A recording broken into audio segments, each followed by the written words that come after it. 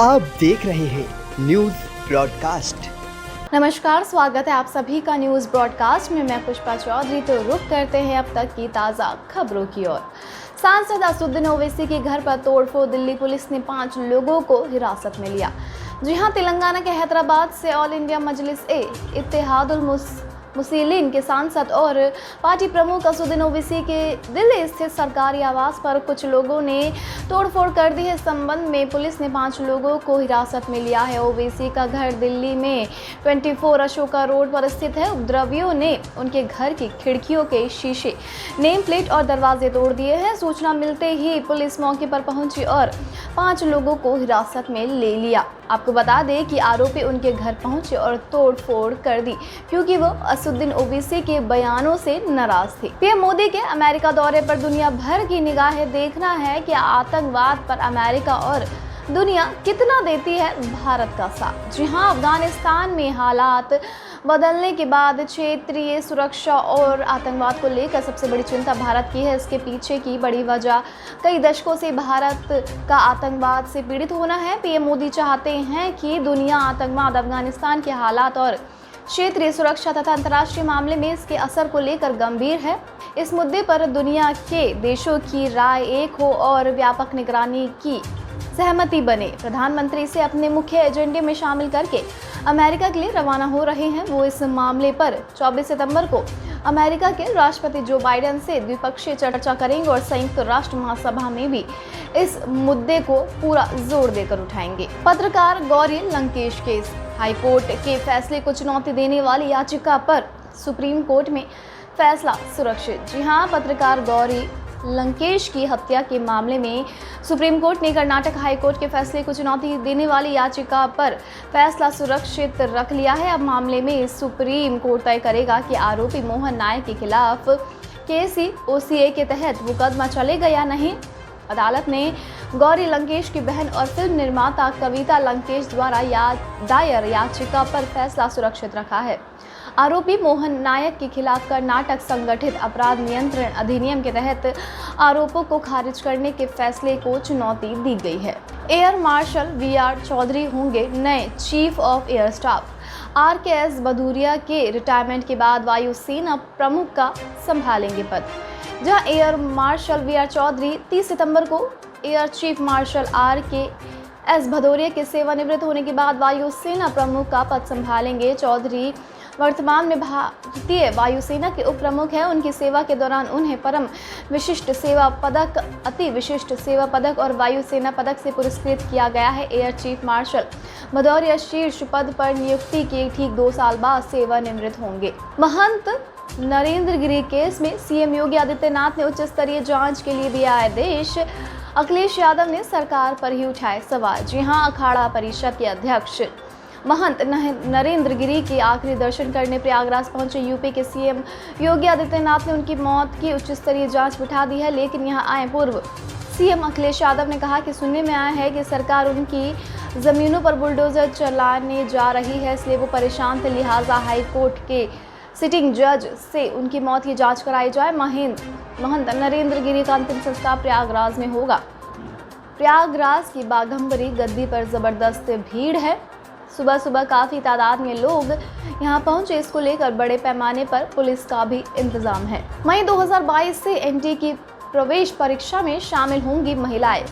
Supreme court को केंद्र ने दी जानकारी। जी हां, नेशनल डिफेंस एकेडमी मई 2022 में महिलाओं को प्रवेश परीक्षा में बैठने की इजाज़त देगी। इस तरह जनवरी 2023 में महिला कैडेट के अपने पहले बैच की ट्रेनिंग के लिए तैयार होगी।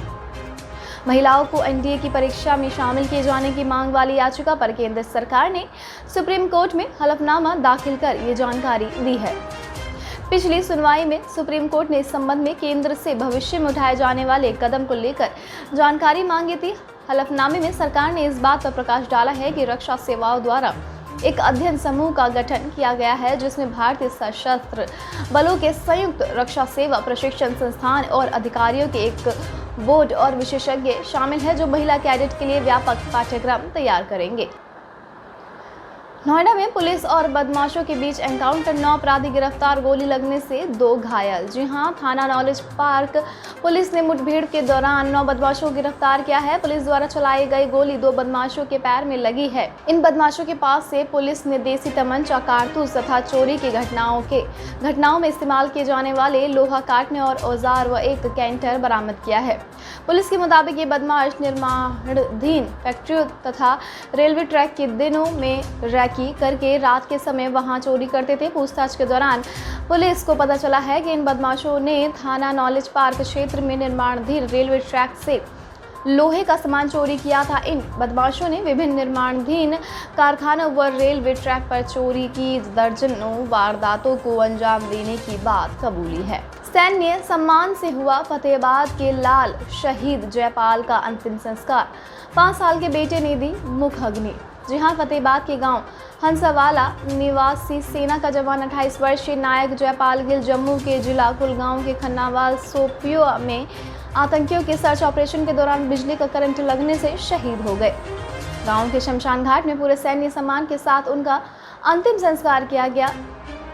शहीद जयपाल के पार्थिव शरीर को उनके 5 वर्षीय बेटे प्रीत गिल द्वारा मुखाग्नि दी गई। शहीद जयपाल की ड्यूटी असम की 9 जाट में थी, लेकिन वह पिछले करीब 18 महीने से जम्मू के कुपवाड़ा क्षेत्र में राष्ट्रीय राइफल में अपनी सेवाएं दे रहा था।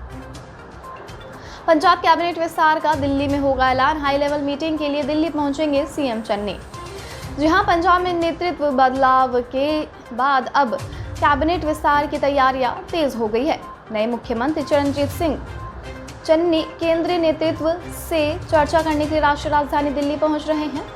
इस दौरान उनके साथ दोनों उप मुख्यमंत्री भी होंगे। कैप्टन अमरिंदर सिंह के इस्तीफे देने के बाद चन्नी ने पंजाब के सीएम पद की शपथ ली है। पंजाब में 2022 में विधानसभा चुनाव भी होने हैं। महाराष्ट्र के मंत्री अनिल परब ने किया किरीट सोमैया पर 100 करोड़ रुपए की मानहानि का मुकदमा। जी हां, महाराष्ट्र के मंत्री अनिल परब ने कथित रूप से दुर्भावनापूर्ण, अपमानजनक और मानहानिकरण बयान देने के लिए बीजेपी के नेता किरीट सोमैया के खिलाफ बॉम्बे उच्च न्यायालय में मानहानि का मुकदमा दायर किया और 100 करोड़ रुपए के हर्जाने की मांग की है। शिवसेना नेता परब ने अपने वादे में सोमैया को बिना शर्त माफी मांगने का निर्देश जारी करने का भी अनुरोध किया है। हिमाचल प्रदेश के 2 जजों का तबादला, मोहम्मद रफीक होंगे मुख्य न्यायाधीश। जी हां, सुप्रीम कोर्ट कॉलेजियम ने हिमाचल हाई कोर्ट से 2 जजों के तबादले की सिफारिश की है। वहीं राजस्थान हाई कोर्ट में न्यायाधीश का तबादला हिमाचल हाई कोर्ट में किया है। हिमाचल हाई कोर्ट के न्यायाधीश सुरेश्वर ठाकुर व न्यायाधीश अनूप चिटकारा को Punjab and Haryana high court में स्थानांतरित करने की सिफारिश की गई है। बता दें आपको कि सुप्रीम कोर्ट कॉलेजियम ने राजस्थान हाई कोर्ट में न्यायाधीश सबीना का तबादला हिमाचल हाई कोर्ट में करने की सिफारिश की है। मध्य प्रदेश हाई कोर्ट के मुख्य न्यायाधीश मोहम्मद रफीक हिमाचल प्रदेश हाई कोर्ट के नए मुख्य न्यायाधीश होंगे। सीबीएसई ने दी बड़ी राहत, कोरोना की वजह से माता पिता को खोने वाले छात्रों को नहीं देना होगा परीक्षा शुल्क। जी हां, सीबीएसई ने स्कूलों से उन छात्रों से बोर्ड परीक्षा शुल्क नहीं लेने को कहा है जिन्होंने कोविड-19 महामारी के कारण अपने माता पिता को खो दिया है। बता दें कि महामारी के कारण कई व्यवसाय और नौकरियां प्रभावित हुई है, जिसकी वजह से माता पिता और छात्रों द्वारा लगातार परीक्षा शुल्क में छूट देने की मांग की जा रही थी।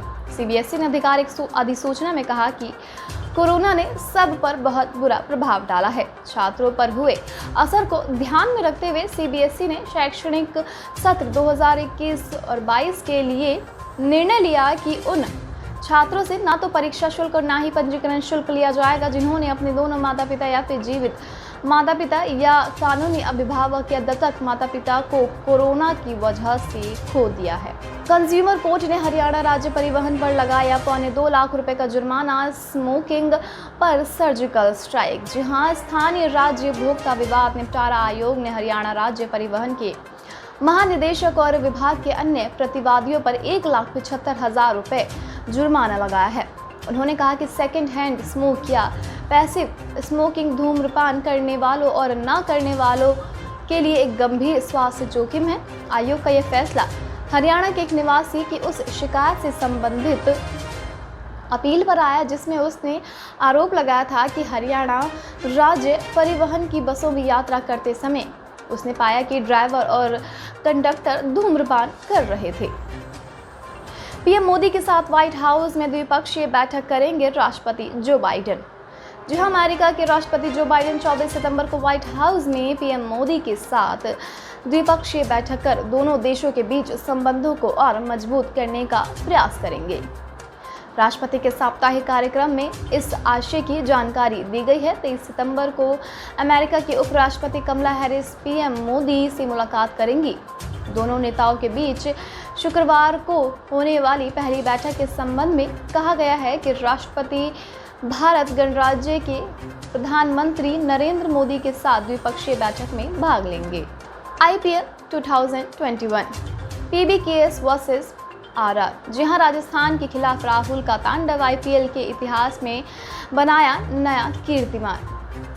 KL राहुल ने IPL में अपने 3000 रन पूरे कर लिए हैं। IPL के इतिहास में KL राहुल सबसे तेज 3000 रन पूरा करने वाले दूसरे बल्लेबाज हैं। राहुल से आगे सिर्फ क्रिस गेल है, जिन्होंने उनसे तेज 3000 रन IPL में पूरे किए थे। पंजाब के कप्तान ने IPL में अपने 3000 रन 80वें पारी में पूरे करने का कमाल कर दिखाया है, तो वहीं क्रिस गेल ने IPL में 3000 ने 75वें पारी में पूरा कर लिया है। इसके अलावा डेविड वार्नर ने 94वें पारी में 3000 IPL रन पूरे कर लिए हैं।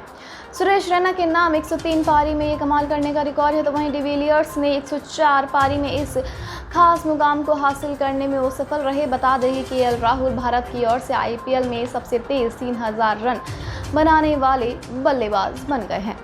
अब तक ले बस इतना ही। देश दुनिया से जुड़ी तमाम अपडेट जानने के लिए हमारे चैनल को आज ही सब्सक्राइब करें और इस वीडियो को लाइक एंड शेयर करना बिल्कुल भी ना भूलें।